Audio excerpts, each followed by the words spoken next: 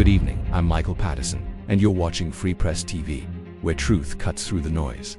Tonight, we're following breaking developments in US-Russia relations as President Donald Trump prepares to host Vladimir Putin for a high-stakes summit in Alaska.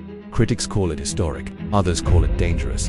Here's what we know. In a move sending shockwaves through diplomatic circles, Ukrainian and European officials met with US Vice President JD Vance over the weekend to coordinate a united response to a controversial Russian proposal.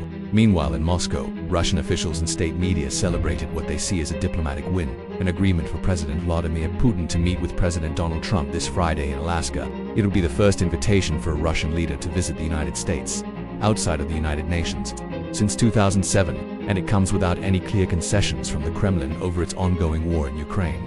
Just days earlier, Trump had publicly expressed frustration over Russia's bombardment of Ukrainian cities, warning he might escalate sanctions, but that tone shifted abruptly when the Alaska summit was announced. Kirill Dmitriev, Russia's special economic envoy, hailed the location's symbolism, calling Alaska Russian America's legacy a nod to the territory. Sailed to the US in 1867 for just 2 cents an acre. Konstantin Malafeyev, a sanctioned pro-Kremlin billionaire, echoed that sentiment, saying Alaskans remember their Russian past and Orthodox present. Pro-Kremlin war correspondents on Telegram hyped the event as potentially historic, though some warned that Western schemes could derail it. Western analysts, however, see danger in the optics. Former US Ambassador to Russia Michael McFaul warned that Russian nationalists have long argued Alaska should be returned to Moscow, making the venue a propaganda gift. Political scientist Sam Green of King's College London said the choice of Alaska sends the wrong message that borders are negotiable.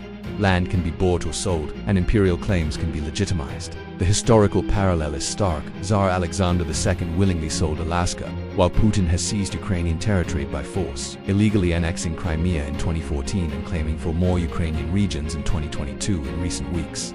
Trump has voiced irritation with Putin's refusal to agree to an unconditional ceasefire, a precondition Ukraine and its allies say must come before any peace talks. Kremlin watchers believe Trump blinked first, agreeing to the meeting without Russia dropping its key demands, demilitarizing Ukraine, installing a pro-Russian government in Kyiv, and keeping the country out of NATO. Tatiana Stanovaya of the Carnegie Russia Eurasia Center said Trump seems to have decided sanctions once he changed Putin's mind, and signaled openness to a new approach just before his previous ultimatum expired.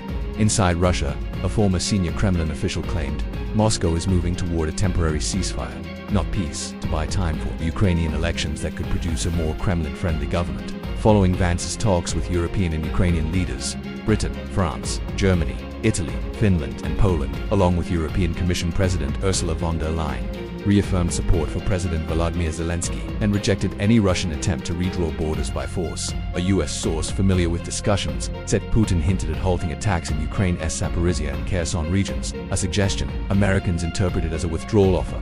But in reality, Russia's proposal reportedly demands that Kyiv permanently give up the Donbas, including Luhansk and Donetsk, in exchange for the ceasefire. The Kremlin, the source added, will not relinquish Kherson or Zaporizhia, which secure Moscow's land bridge to Crimea. Pro-Kremlin analyst Sergei Markov confirmed that Russia will not retreat from those areas, offering instead to pause offensives toward Odessa and Kharkov. Zelensky reiterated that Ukraine's constitution forbids ceding territory and that any such deal is unacceptable. Analysts warn there's no guarantee Russia wouldn't resume the war after any ceasefire. In fact, many believe the proposal is designed to shift blame for stalled peace onto Ukraine and Europe while presenting Trump as the only leader who can broker an end to the conflict. German analyst Janis Kluge put it bluntly: this is part of the war, a temporary ceasefire in exchange for land, meant to give Putin a long-term advantage. This summit in Alaska may be framed as a step toward peace, but its symbolism and terms could carry geopolitical consequences for years to come. We'll be watching closely. For Free Press TV, I'm Michael Patterson, and the truth matters.